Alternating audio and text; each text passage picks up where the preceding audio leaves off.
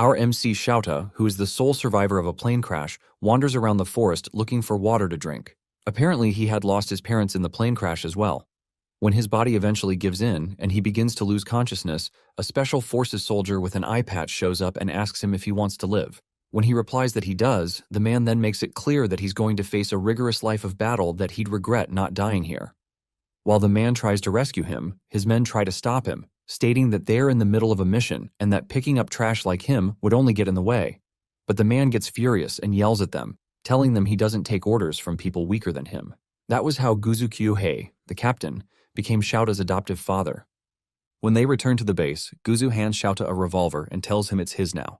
He explains to Shouta that he has to both live with it and die with it, but he knows that dying is still a long way off for him. Guzu gets him some food and water and tells him that when he's done eating, he will become a warrior, taking him by surprise. After the meal, Guzu reveals his plan to train Shouta relentlessly and turn him into a full-fledged warrior just within 5 years. Guzu is a combat professional conducting guerrilla operations worldwide. Just like he said, Guzu begins putting Shouta through various rigorous training sessions. He is taught martial arts and how to handle all kinds of weapons as well. Before he knew it, he had become so strong that no one in the unit dared to treat him like trash anymore. One day, during training with his old man, Shouta takes down a wild boar with a single sniper shot and eventually brings it back to the base. Learning about his plight, the rest of the men in the unit marvel at his undeniable talent, as he's only 10 years old. Some even remark that he might actually have more talent than the captain, who is rumored to be able to shoot a deer's right eye from a kilometer away. 12 years later, in an enemy camp, the ops are seen talking about the appearance of a certain dangerous mercenary called Crimson. According to them, Crimson is rumored to be a master sniper who can shoot the left eye of a mosquito from 2 kilometers away. With someone like that against them, they realize they might be cooked. One of the recruits, who doesn't believe such a thing is possible, disagrees with the rumor, but then the unexpected happens. A sniper bullet gets lodged into his skull from nowhere, driving the whole camp into pandemonium. Apparently, they happen to be deep inside their army territory, so they believe there should be no way for an enemy to infiltrate. All of a sudden, another shot is taken, and this time the general gets killed. Meanwhile, Crimson, who happens to be Shouta, is seen having a good time on a distant skyscraper as he wipes out the entire camp. He had been given the mission to kill the general and cause the unit maximum damage for 50,000 euros. When he decides to head back to report to his old man, a nearby enemy unit spots him and starts charging at him immediately. He's then forced to bring out his revolver to take care of them. Seeing the revolver, the men mock him, calling him a novice, but little do they know the 3 advantages that the revolver has over other weapons.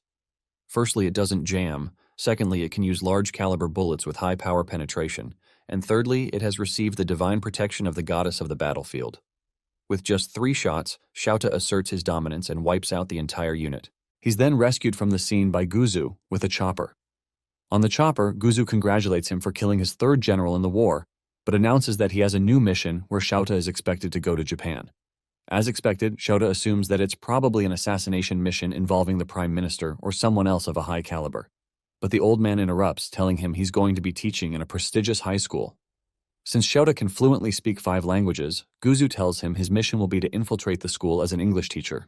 A short while later, a fake ID is prepared where he's given an undercover name. He then boards the plane to Japan, wondering what kind of obstacles he'll meet this time.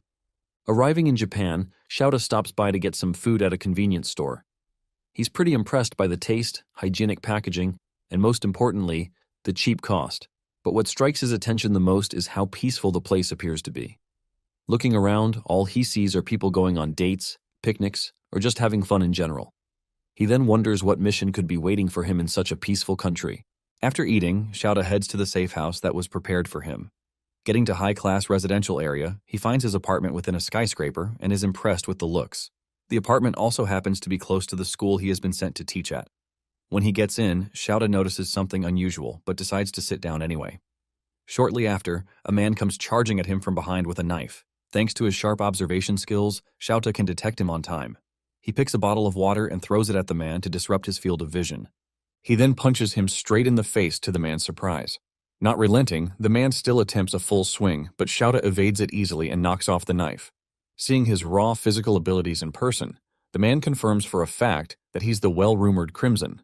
Shouta then grabs the man by the throat, asking who he is.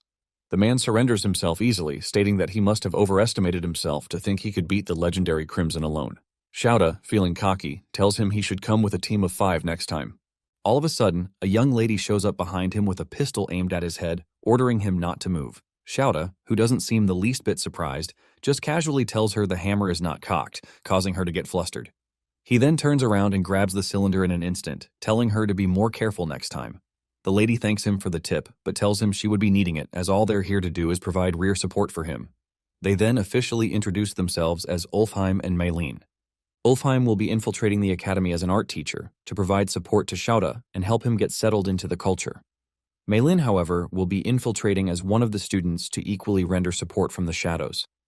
Shouta then reveals that he had sensed their presence the moment he walked in, and had just waited to see what they were made up of. He asks if they purposely made their attack cheap just to check him out, but the duo's spirits get shattered as they were really trying their best. When they ask if he has any questions, Shouta asks how Maylene thinks she can pull off a teenager look when she's clearly in her 20s, pissing her off in the process. She then explains that since her skin is flawlessly smooth, she wouldn't really stand out in the midst of the Japanese high school girls. Ulfheim cuts in, telling her to stop glazing herself, and she ends up snapping again. The duo then later decides to brief Shouta about the mission. The goal is to infiltrate the academy to protect Sakurako Kujo, the daughter of the president of a global military corporation, who attends the school. It happens to be a hidden Japanese military corporation that is known for developing war equipment, from rockets down to ammunition. The corporation is said to be using neighboring countries as detours to evade the country's arms export principles, which wasn't really an issue as long as it was limited to the West. But they received reports that President Kujo had started funneling the products to communist countries, which would eventually lead to world destruction. Since organizations from all over the world are now interested, they are most likely going to try to use his daughter as leverage on him. That's why someone as skilled as Shouta was hired to monitor and guard her from these unknown people. Shouta is expected to also sweet-talk Sakurako to get information about the arms export so he can outsmart the other forces, but that would be a serious problem, as bro has zero riz. Maylene then comments that his majestic and nonchalant looks should be able to make her fall for him naturally. The following day, following the intel he has received about the target, Shouta gets on a bus, where he meets Sakurako. When the bus takes off, Shouta notices Sakurako acting strangely, so he assumes that she's probably running a fever, or some kind of virus. When he communicates with the rest of the team through this hidden communication device, asking if he's to send her back home, they point out that he's not in any position to even do that to a stranger. Ulfheim, who is monitoring the whole incident with a surveillance drone, points out that rather than fever, Sakurako is just embarrassed. Apparently, she's being molested by a much older, perverted man from behind in the bus. Shouta then realizes that this is probably part of his guard duty as well. After cupping enough of her dump truck, the man, however, decides to take things further by groping her milkers. So Shouta intervenes. Like the knight in shining armor Sakurako wished for, Shouta grabs the man's arm and twists it till it almost gets to a breaking point, causing him to scream in pain. After reprimanding the man, Sakurako thanks Shouta for helping her out, and he brushes it off easily. He then tells her she needs to fight back, as she won't get help like that on a battlefield. Hearing his corny sentence construction, Ulfheim and Maylene wonder if Shouta has really never spoken to a girl before. Shortly after, the bus makes a brief stop, so the man storms out and starts running away. Not wanting him to escape, Shouta chases after him and eventually catches up to him in an abandoned alley. While the man realizes he can't run anymore, he brings out a stun gun and threatens to use it on Shouta if he comes any closer. To his surprise, Shouta grabs his hand before he realizes it and slams him into the ground in less than a second. He then tells Ulfheim to contact the police. Ulfheim seems against the idea, as they're meant to be undercover, but when Shouta reminds him that he's an assassin, he agrees to it. After taking care of the issue, Shouta arrives at the school and realizes how much time has passed. Since he had been delayed intensely by the police after handing over the molester, there was nothing he could do about it. Ulfheim instructs him to report to the principal immediately, but is completely blown away when he finds out that Shouta doesn't even know what a principal is. Since he was raised by South American guerrillas, he never attended anything resembling a school. However, Maylene, who is already settled in her class, explains through her own discrete communication device that a principal is like a colonel in the school setting. Hearing that, Shouta realizes how important such a person must be. He heads over to the office immediately to introduce himself officially. When he gets there, he's quite surprised as the person he meets doesn't seem like a colonel in any way. The principal welcomes him warmly and remarks on his good looks. While Shouta tries to figure out what skills the principal specializes in, the old man reaches into his breast pocket for something. Shouta immediately assumes the worst, so he reaches for his gun as well. Thankfully, Ulfheim and Maylene can stop him in time from causing huge havoc. From his pocket, the principal brings out a Japanese business card, which he hands over. Shouta accepts the business card wholeheartedly as the principal introduces himself officially to him. He equally introduces himself and apologizes for coming late, but the principal tells him not to worry about it. Shouta is quite surprised at the old man's benevolence because back in the military, an offense that grave would lead to a court-martial. The old man then explains that he received a report from the police about the situation he handled, so he commends him for his brave act. He then assigns Shouta as the assistant homeroom teacher for Class 2B, which Sakurako and Mylene happen to be attending. While leaving the office, Shouta accidentally refers to the principal as Colonel, taking the old man completely by surprise. On his way to the classroom, Ulfheim is forced to confirm that the only weapon on Shouta is his revolver. When Shouta finally arrives at the class entrance, Mylene instructs him to come in and ensure he acts like a teacher. Shouta then opens the door and prepares to face an obstacle he has never faced before: students. Walking into the classroom, Shouta draws the attention of the students for so many reasons. While the girls fawn over his aura and good looks, the boys, however, are visibly disappointed because the teacher turned out to be a man. The girls immediately start bombarding him with questions ranging from his favorite food down to the kinds of women he dates. Mylene knew Shouta was going to be popular with the students, but even she didn't expect this level of attention. Thankfully, Sakurako, the target, happens to be among the girls fawning over him. When Mylene finds out, she discreetly communicates about it, telling him to find a way to use it to their advantage. But before then, Shouta still has to introduce himself to the students. Facing the students, Shouta talks with a very calm voice, introducing himself as their assistant homeroom teacher and new English teacher. He also specifically mentions that he can speak 5 different languages, asking whoever is interested in learning to come see him during break time. As expected, the girls give in to his charm, openly expressing how much they like him. Meanwhile, a male student who happens to be infatuated with Sakurako is seen beaming with jealousy at the sight of her blushing at the new hot teacher. The homeroom teacher seems quite impressed by his qualifications as well. When she asks what his hobbies are, Shouta thinks about sniping, but he knows he can't say it. He then states that his main hobby is weight training, striking the students' interests even more. However, one particular chopped male student burns with so much hatred and jealousy. Apparently, he had told his classmates his hobby is weight training as well, but they only laughed at him. Seeing them give a different kind of reaction to the attractive teacher becomes too unbearable for him to take. He wraps a huge piece of paper and throws it at the professor with immense force, determined to make him lose some aura points. To his surprise, Shouta, who had already turned around, catches the paper just before it touches the back of his head. He then casually drops it in the trash can, making the girls trip even harder. During the break period, the girls scatter around the school in search of Shouta but can't seem to find him anywhere. Like the other students, Sakurako also wants to talk to Shouta, but for some more personal matters. When Mylene finds out about this, she contacts Ulfheim, asking to know if he has surveillance on Shouta, as she equally can't find him. After searching for a while, Ulfheim finds him, but not in a peaceful condition, so he alerts Mylene about it. Both of them then rush to the location to find out what is going on. Meanwhile, behind one of the buildings in the school, Shouta meets up with one of the students, who had invited him out to discuss matters about Sakurako. Seeing the student with a baseball bat, he gets confused and asks if the student is in the baseball club. Pissed, the student replies that he's in the go-home club. Clueless as ever, Shouta gets even more confused as he asks if such a club really exists, causing the student to lose more patience. The student then tells him he doesn't like him because of the way Sakurako looks at him, mesmerized. Shouta replies that he doesn't know how she sees him, but he'll be taking his leave as he has no intentions of playing baseball. Just like that, the student snaps and charges at him with the bat, openly declaring his intentions of bashing Shouta's head in. When he takes the first swing, Shouta dodges it easily and tells him he's out of range. The student gets furious and takes a couple more swings, but Shouta keeps lecturing him on how to swing properly as he evades them. He eventually gets tired of playing around, so he knocks the student out with a gentle palm to his forehead. Ulfheim and Mylene then arrive at the area and are shocked to see that, apart from the previous roller coaster of events, Shouta has also beaten up a student on his first day. Shortly after beating up the student, Shouta carries him on his shoulders to the school infirmary. Walking through the hallways, the present students are astonished to witness what's going on. Some of the students identify the student as the delinquent from Class 2B and assume that he probably got hurt while messing around. However, the female students around wonder who the hot teacher is. Ulfheim and Mylene, who accompany him, try to downplay the whole situation, announcing to the students that the delinquent simply fell and passed out. When they get to the school clinic and place the delinquent in the bed, Mylene asks if he has any idea of the situation he just put them in. Shouta replies that it's similar to the one time he tried to take his old man down and got his butt kicked. That's when they realize just how far gone Shouta is from a normal life. All of a sudden, the health attendant arrives with the principal, gasping heavily for breath. They had received reports from numerous students about the situation, so they had to verify it. While the health attendant checks his condition, the principal asks about what happened. Maylin then immediately responds that the student had slipped on a banana peel and passed out from hitting his head on the floor. She explains that Shouta just so happened to find him in that condition, so he had carried him all the way to the clinic by himself.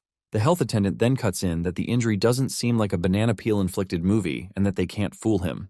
The geezer begins a boring game pep talk about how he has been a nurse for 40 years and how he also happens to have a black belt in karate. He then concludes by stating that the student appears to have been hit with a palm strike by somebody. He turns to Shouta and straight up accuses him, as he looks like someone with martial arts knowledge. The principal, however, is in utter disbelief, hearing the accusation, but he patiently waits for Shouta to deny it. The geezer, however, then presses on, telling Shouta to confess before the student wakes up. Seeing how badly things are turning out, Maylin discreetly communicates with Shouta, telling him this is not the time to be calm, as he could really get fired if the truth comes out. However, Shouta simply responds that there's no need to panic, as he knows it won't turn into a major event. Besides, he believes he'll still be able to protect the target, even if he gets fired. Suddenly, the student wakes up screaming and checking if he's still alive. He then shortly recognizes the environment as the school clinic. When the health attendant asks if Shouta was the one responsible for what happened to him, he considers exposing him, but decides to keep quiet for some reason.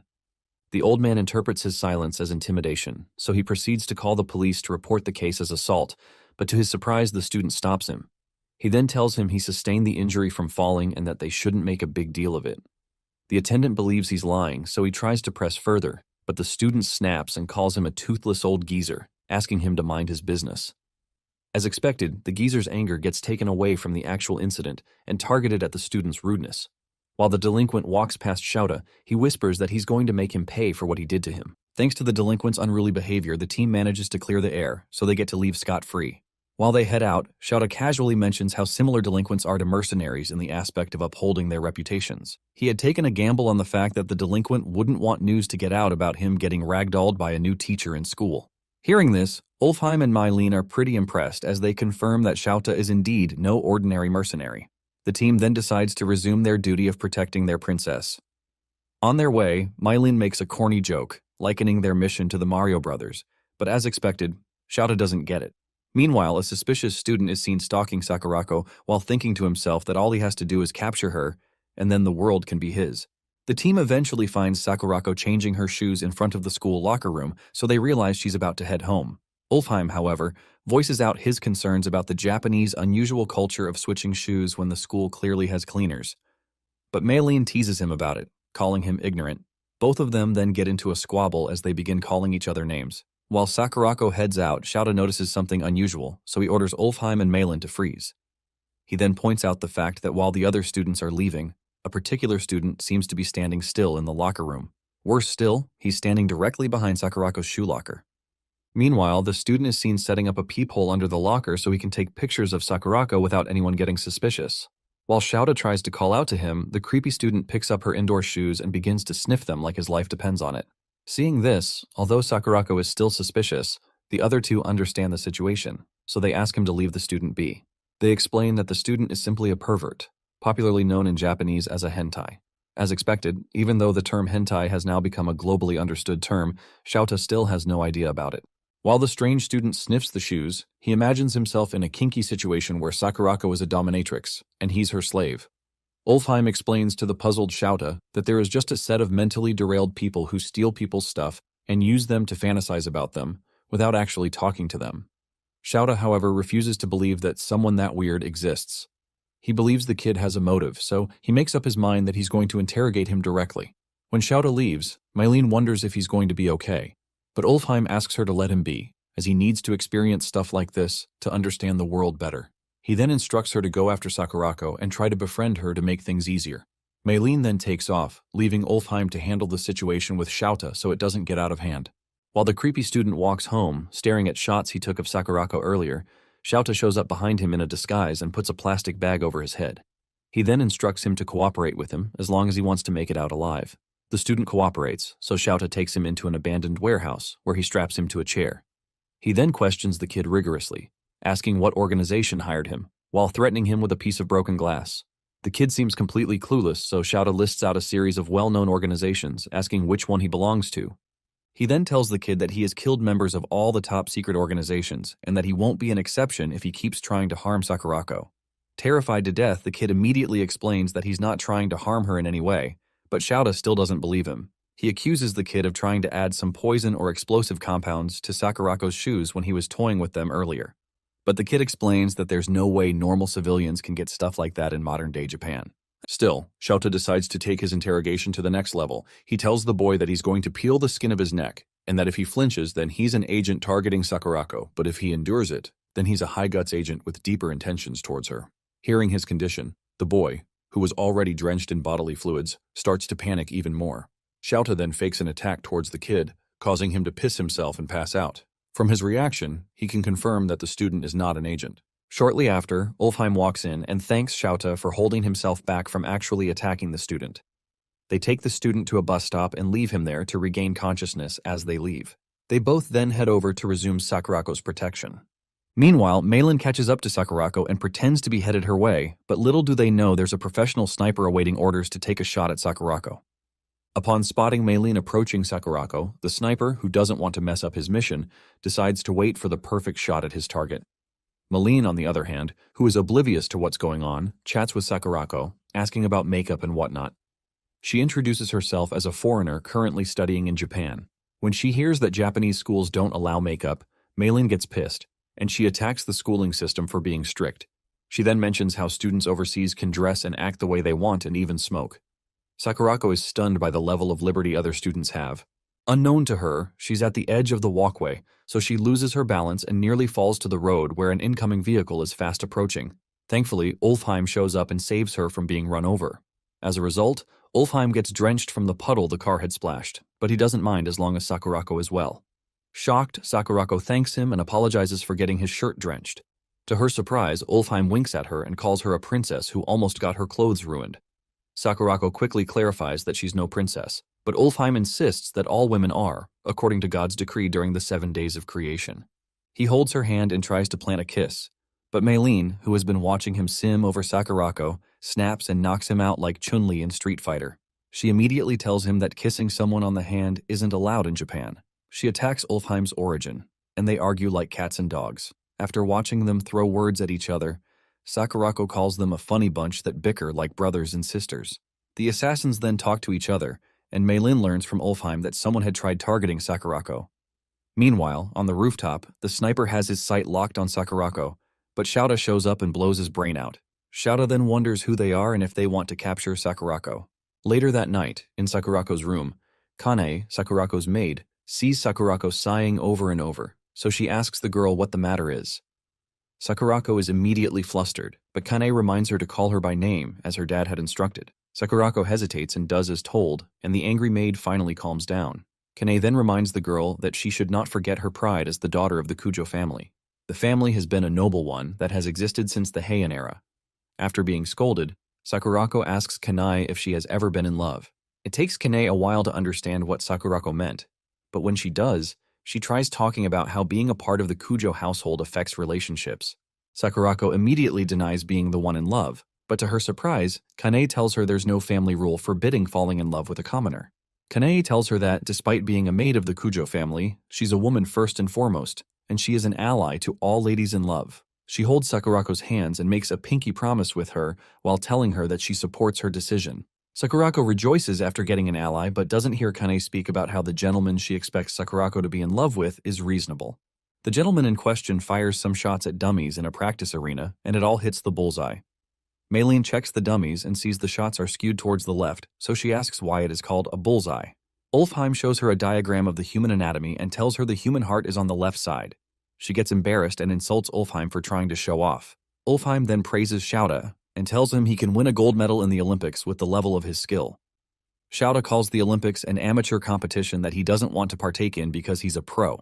He then asks Ulfheim for information regarding the enemy organization, but when Shouta sees his lackluster behavior, Shouta asks for validation on Ulfheim's job. Ulfheim then tells him it's Meilin who is their intelligence specialist. They look at her, and as soon as she realizes she's been queried, Meilin tells them she's using all her resources but hasn't found any leads. Shouta notes that the organization has the resources to get a sniper. He calls the man he had killed earlier a trained soldier and notes that the sniper rifle isn't a weapon that can casually be brought into Japan. He goes through the photos and notes the weapon's name, the year it was made, and the country that produced it. Ulfheim notes that if it involves a Dragunov, they'd know who is behind it.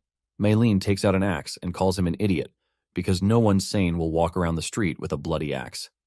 While they bicker, they all conclude that they can't smoke out the organization based on the weapon's origin, and because of that, they can only react to their moves. Shouta turns on the CCTV footage while telling his assistants that they have to continue guarding Sakurako and wait for contact from the last boss. They agree with him, but Ulfheim freaks out after seeing Sakurako changing her outfit. He feasts his eyes and thanks his stars, but suddenly the TV goes off. That's when he sees Maylene holding a pistol and glaring daggers at him. Ulfheim tries to calm her down, but she tells him she's practicing her marksmanship.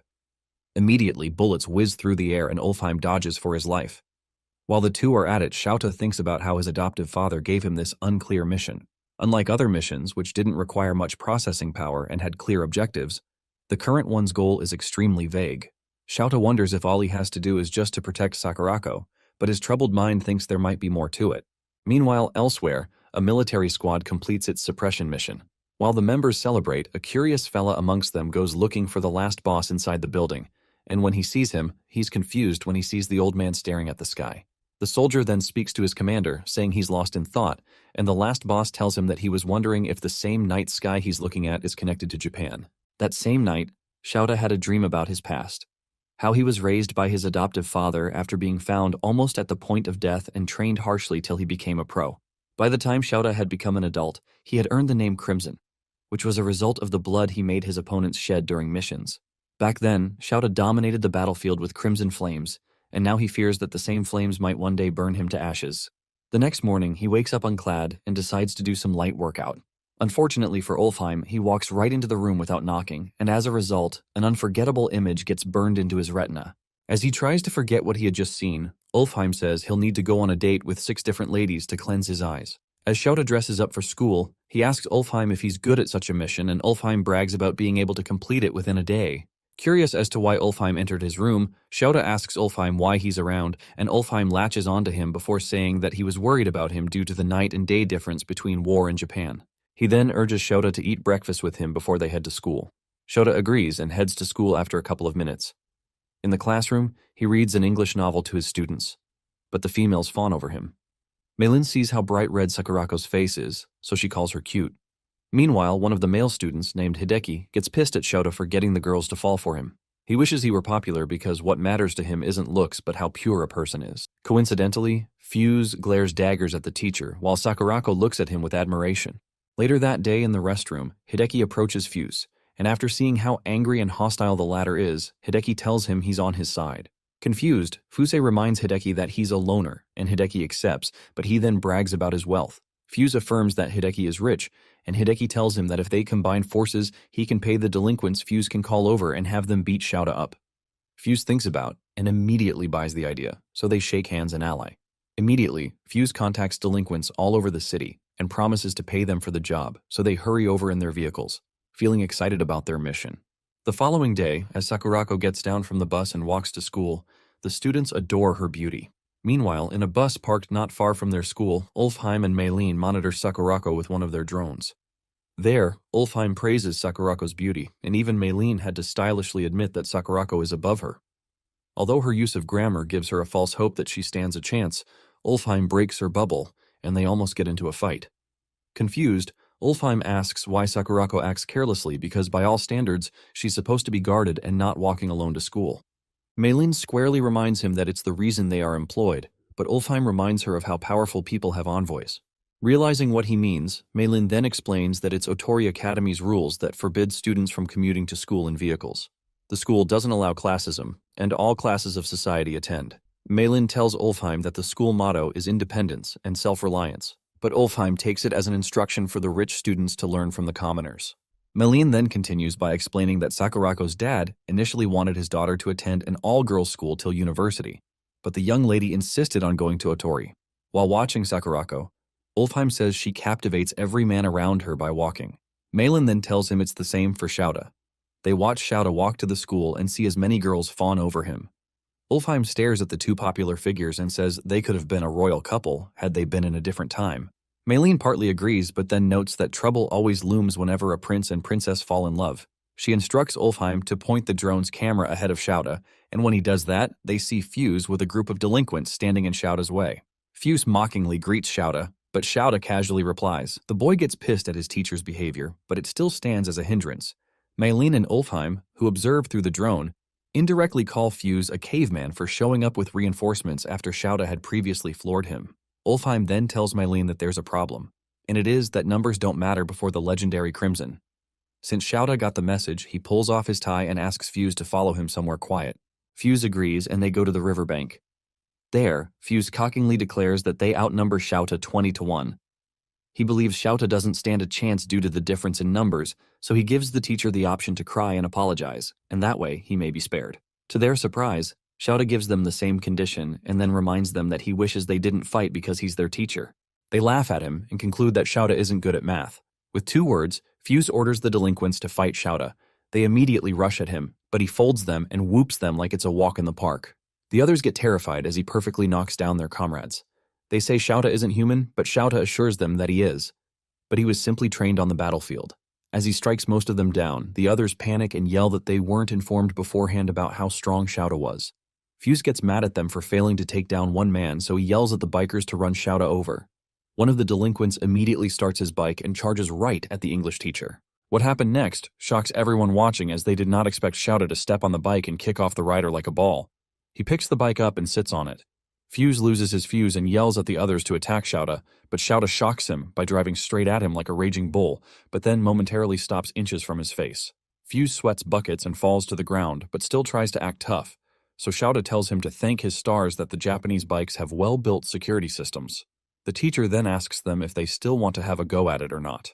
On hearing this, the delinquents think about it for a bit before making the wise decision by bidding Fuse farewell and running off. Fuse is shocked by their behavior, so he orders them to come back, but they shut him up and call him a coward for not fighting.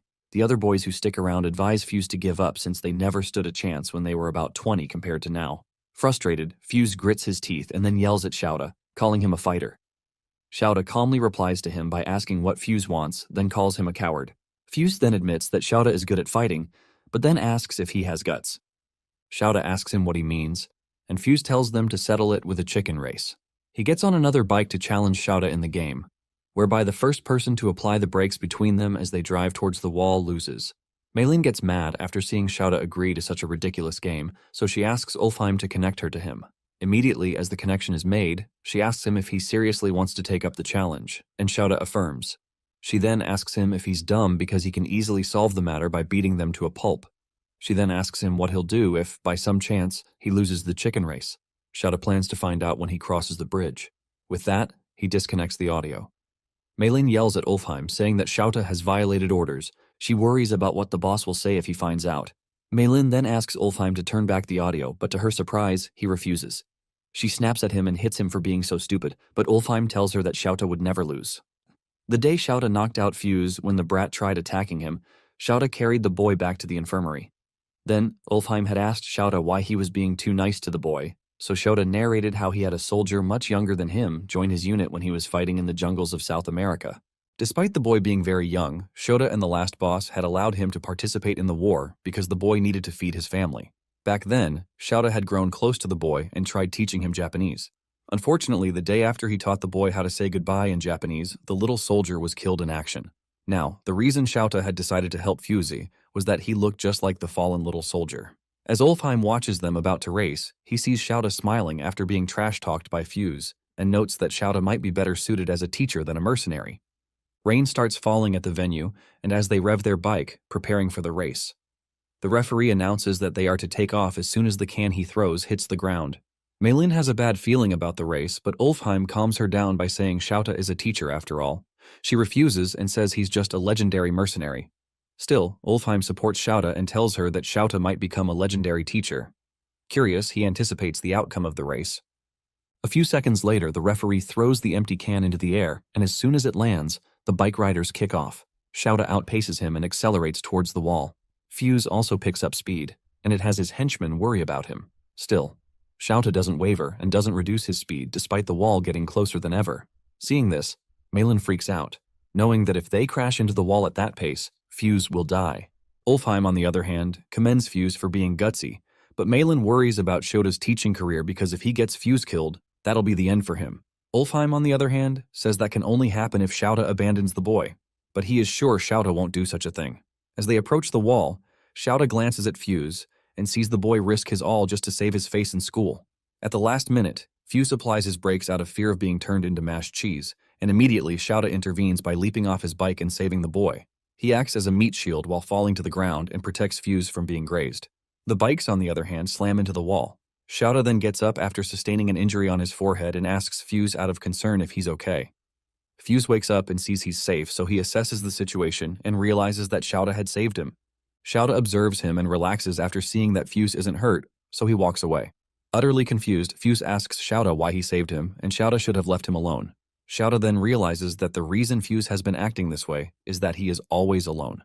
The boy grits his teeth from the impact of Shouta's words and tells Shouta not to pity him. Fuse then recalls how his parents didn't care for him, and he had to fend for himself in such a lonely world.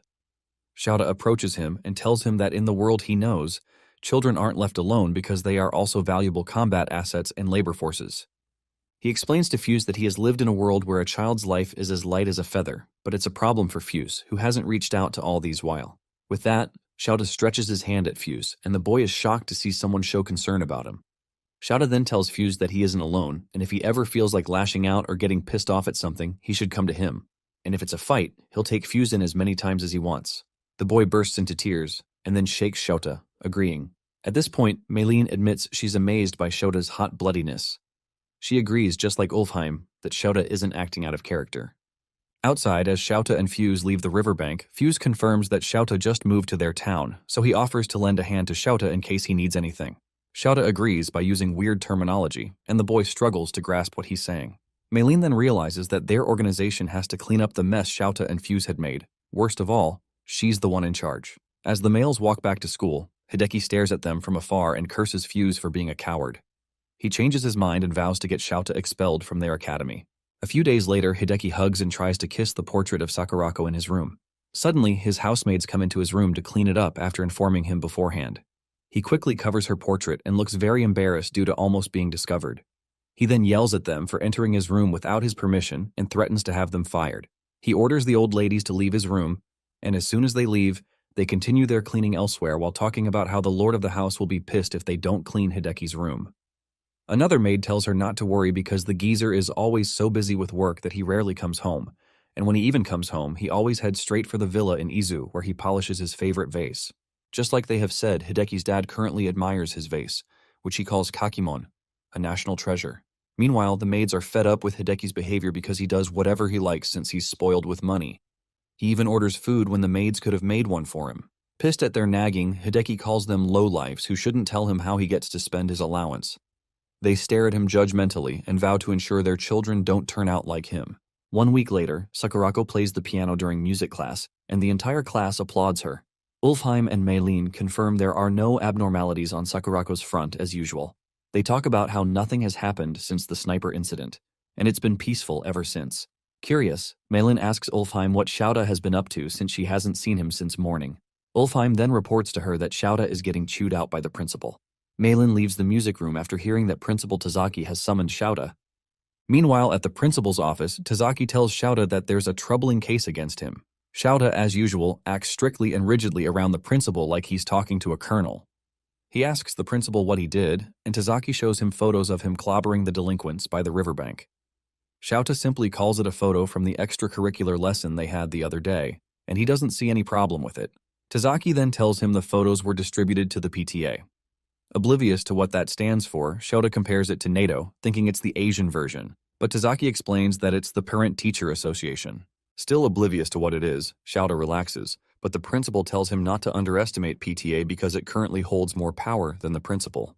The news hits Shouta like a cannon because the principal, whom he holds high like a colonel, is powerless against the PTA. The man then tells him about the PTA president, Mrs. Ushijima, who is the wife of a prefectural assembly member. As Shouta relates to their power based on a democratic nation, Tazaki shows him a mysterious letter, circulating for Shouta's dismissal, or else they'll leak the video footage of his fights with students to the web. Realizing it can jeopardize his mission, Shouta decides to look into the case. He is sure that Fuse can't snitch to the PTA, so he believes there's a third party who helped Fuse gather the group back then. Shouta suspects the third person and assures the principal that he'll get to the bottom of the case. After the meeting, Shouta meets with his teammates and relays the information to them. By then, Sakurako had gone home early for her lessons. Before long, Mrs. Ushijima circulates papers of Shouta beating up students. She blots out his eyes, as if that's enough to help counter defamation. Curious, Ulfheim asks Shouta how he plans to solve the case after seeing how relaxed Shouta looks. Maylene thinks otherwise, so she asks him for his plan against the PTA. The clueless militant then calls the PTA the academic variant of NATO, but his teammates realize that he doesn't know what a PTA is. Ulfheim tells him that the PTA is an auditing body that watches over the school's order. Upon hearing him, Shouta relaxes and tells them that there's no problem because he's on the side that corrects the order. Ulfheim asks for an explanation. Shouta tells him that he was simply giving the kids some educational guidance. Maylene doesn't fully agree with him, and she reminds him that there were lots of injuries.